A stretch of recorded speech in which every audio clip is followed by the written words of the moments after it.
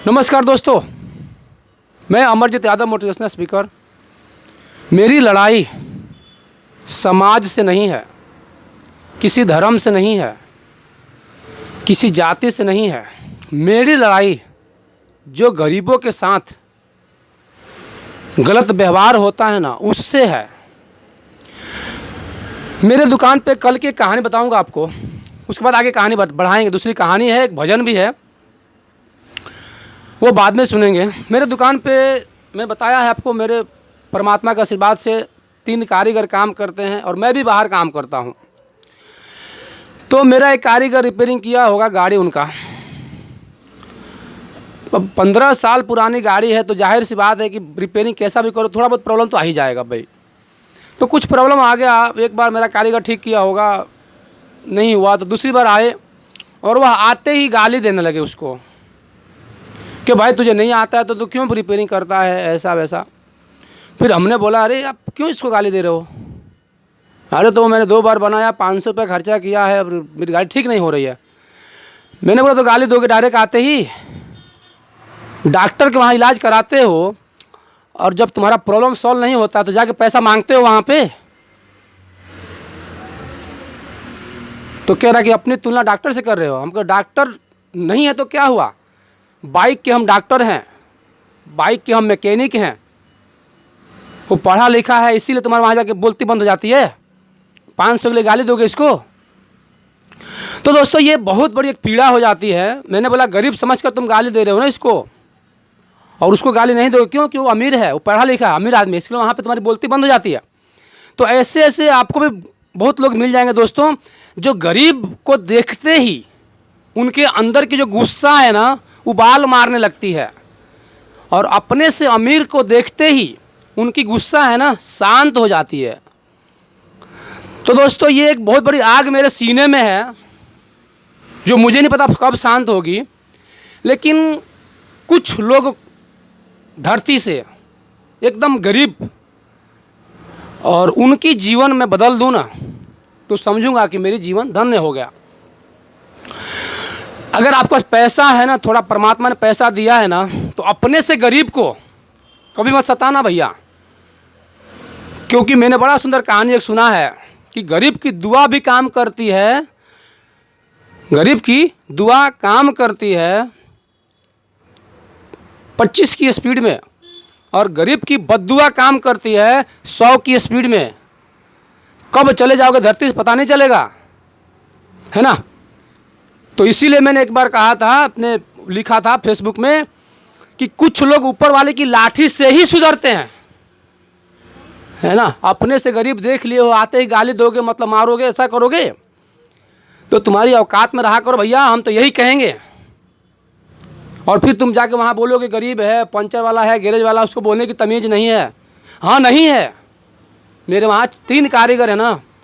आप पढ़े लिखे हो तो आपको संस्कार से बात करनी चाहिए ना भैया पहले, कि आप आते ही गाली दोगे 500 रुपये के लिए मेरे कारीगर को? मेरा कारीगर इंसान नहीं है? अरे आपका प्रॉब्लम सॉल्व नहीं हो रहा, 500 रुपया दिए हो, जैसे आप डॉक्टर बदल लेते हो ना, वैसे ही मैकेनिक बदल दो, क्या फ़र्क पड़ता है सर। लेकिन नहीं, आप तो गाली दोगे। क्यों? आप पैसे वाले हो और मेरा कारीगर जो है गरीब है। तो एक चीज़, एक आग लगी है। ठीक है, अब चले हम सुनते हैं, हम कहानी सुनते हैं एक। उसके पहले एक भजन सुनेंगे, क्योंकि मुझे लगता है कि मैं आपको कितना भी मोटिवेट कर दूं, लेकिन परमात्मा, आपको जिस भगवान में श्रद्धा हो ना, उस भगवान की कृपा के बिना आप कुछ बन ही नहीं सकते हो, मेरा ऐसा मानना है। तो आपको जिस भगवान में श्रद्धा हो, उसकी कृपा अनुकंपा जो भी है उसकी लेके चलना है। और भगवान की बहुत बड़ी कृपा है, बहुत बड़ी सिस्टम काम कर रही है जो सबके लिए काम कर रही है। एक शक्ति ऐसी है जो सबके लिए काम कर रही है, वो भेदभाव नहीं करती है। हिंदू हो, मुसलमान हो, क्रिश्चियन हो, सिख हो, ईसाई हो, कोई भी हो, वो सिस्टम सबके लिए काम कर रही है, वो भेदभाव नहीं करती है सर।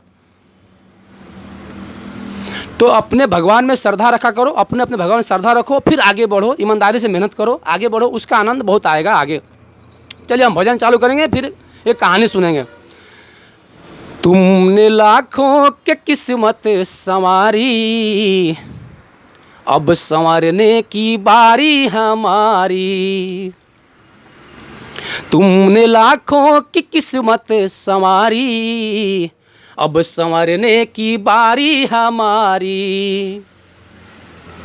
तो कहानी यह है दोस्तों, एक बंदा गांव से शहर जाता है नौकरी के लिए।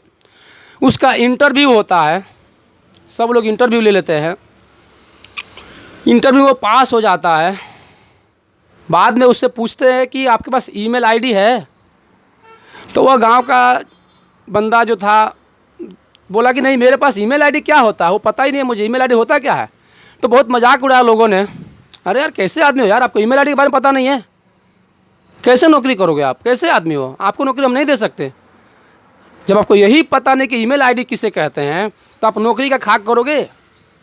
उसको बहुत बुरा लगा, निकल गया। जैसे बाहर निकला, वहाँ पे फल की मंडी थी। उस फल की मंडी में वो जो उसके पास 100-200 रुपये थे, उससे उसने फल ख़रीदा, वहीं पे बेचना चालू किया। कल 500 का फल ख़रीदा, दूसरे दिन 1000 का फल ख़रीदा, ऐसे बेचते बेचते चालू किया। और एक दिन मंडी का बहुत बड़ा व्यापारी बन गया।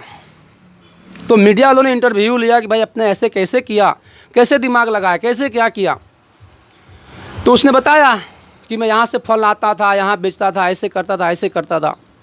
फिर लास्ट में मीडिया वालों ने बोला कि ठीक है, अच्छा है, आपसे लग के बहुत अच्छा लगा। ये जो वीडियो है ना, वीडियो हम आपको ईमेल कर देंगे, आपके पास ईमेल आईडी है?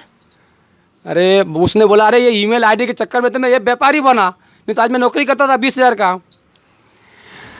तो किसी को भी जज मत किया करो कपड़ों से, उसकी शक्ल से देहाती टाइप का लगता है, गंवार टाइप का लगता है, तो किसी को कपड़ा से जज मत किया करो। स्वामी विवेकानंद जब अमेरिका में गए थे ना, तो लोगों ने मजाक उड़ाया, ये क्या कपड़ा पहन के घूम रहे हो, भगवा कपड़ा।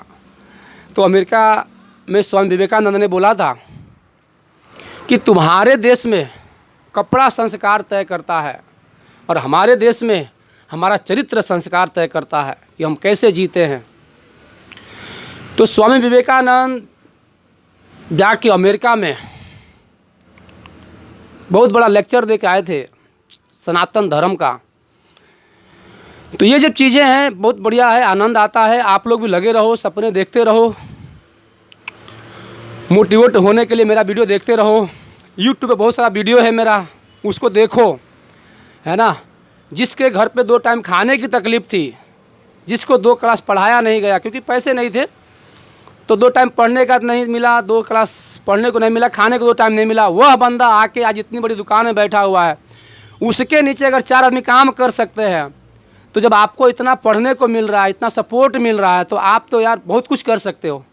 आप बहुत कुछ अचीव कर सकते हो जिसकी कल्पना भी नहीं कर सकते हम।